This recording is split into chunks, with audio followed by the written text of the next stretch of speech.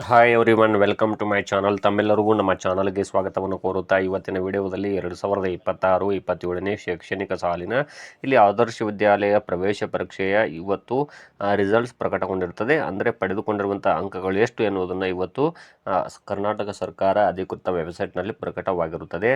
ಇನ್ನು ತಮ್ಮ ಮಗ ಅಥವಾ ಮಗಳು ಪಡೆದುಕೊಂಡಿರುವ ಅಂಕಗಳನ್ನು ಪರಿಶೀಲಿಸಬಹುದು. ತಾವುಗಳು ಇಲ್ಲಿ ಸಿಂಪಲ್ ಆದಂಥ ಸ್ಟೆಪ್ಗಳು ನಾನು ಈಗಾಗಲೇ ಹಿಂದಿನ ವಿಡಿಯೋಗಳು ತಿಳಿಸಿಕೊಟ್ಟಿದ್ದೇನೆ. ತಾವುಗಳು ಸ್ಕೂಲ್ ಎಜುಕೇಷನ್ ವೆಬ್ಸೈಟಲ್ಲಿ ತಾವು ಏನು ಮಾಡಬೇಕು, ಇಲ್ಲಿ ಆದರ್ಶ ವಿದ್ಯಾಲಯ ಅಂತ ಒಂದು ಹೋಮ್ ಪೇಜ್ ಬರುತ್ತೆ.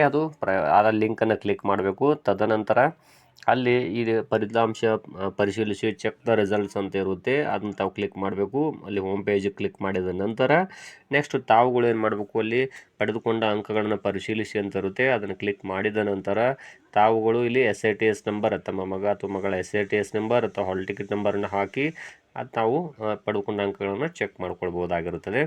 ಇನ್ನು ರಿಸಲ್ಟ್ಸ್ ಬಗ್ಗೆ ತಮಗೆ ತಿಳಿಸ್ಕೊಡೋದಾದರೆ, ಇಲ್ಲಿ ಮೊದಲು ಕರ್ನಾಟಕ ಸರ್ಕಾರ ಘೋಷಿಸಿರುವ ದಿನಾಂಕಗಳು ಇಲ್ಲಿ ವ್ಯತ್ಯಾಸವಾಗಿದೆ ಅಂತಲೇ ಹೇಳಬಹುದು. ಮೊದಲಿಗೆ ಏಪ್ರಿಲ್ 10, 2026ರಂದು ರಿಸಲ್ಟ್ಸನ್ನು ಬಿಡುಗಡೆಗೊಳಿಸಲಾಗುತ್ತದೆ ಅಂತ ತಿಳಿಸಿದ್ರು. ಆದರೆ ಈಗ ಕಾರಣಾಂತರಗಳಿಂದಾಗಿ ಎಕ್ಸಾಮ್ ರಿಸಲ್ಟ್ಸ್ ಇವತ್ತು ಪ್ರಕಟವಾಗಿರುತ್ತದೆ.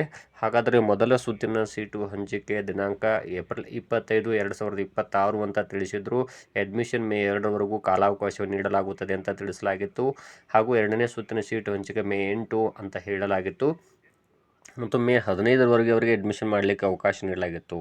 ಆದರೆ ಈಗ ಎಲ್ಲ ತಾಂತ್ರಿಕ ತೊಂದರೆಗಳಿಂದಾಗಿ ಅಡ್ಮಿಷನ್ ಇಲ್ಲಿ ಮತ್ತೆ ಡೇಟ್ಗಳು ವ್ಯತ್ಯಾಸವಾಗುತ್ತವೆ ಅಂತಲೇ ಹೇಳ್ಬೋದಾಗಿದೆ.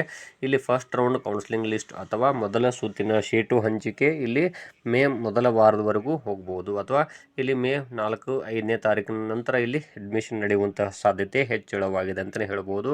ಯಾಕಂದರೆ ಇಲ್ಲಿ ಕನಿಷ್ಠ 1 ವಾರಗಳ ಕಾಲಾವಕಾಶ ನೀಡಲಾಗುತ್ತದೆ ರಿಸಲ್ಟ್ಸನ್ನು ಅನೌನ್ಸ್ ಮಾಡಿದ ನಂತರ. ಸೊ ಇಲ್ಲಿ ತಾವೆಲ್ಲರೂ ಕೂಡ ವೇಟ್ ಮಾಡಿ, ನಾನು ಕೂಡ ವೇಟ್ ಮಾಡ್ತಾ ಇದ್ದೀನಿ. ಹಾಗೂ ನಾನು ನಿಮಗೆ ಲೈವ್ ಅಪ್ಡೇಟ್ಸ್ಗಳನ್ನು ನೀಡ್ತೀನಿ. ಮುಂದೆ ಮೊದಲ ಸುತ್ತಿನ ಸೀಟು ಹಂಚಿಕೆ ಯಾವಾಗ ಬಿಡುಗಡೆ ಆಗುತ್ತದೆ ಅಂತ ತಿಳಿಸ್ತೀನಿ.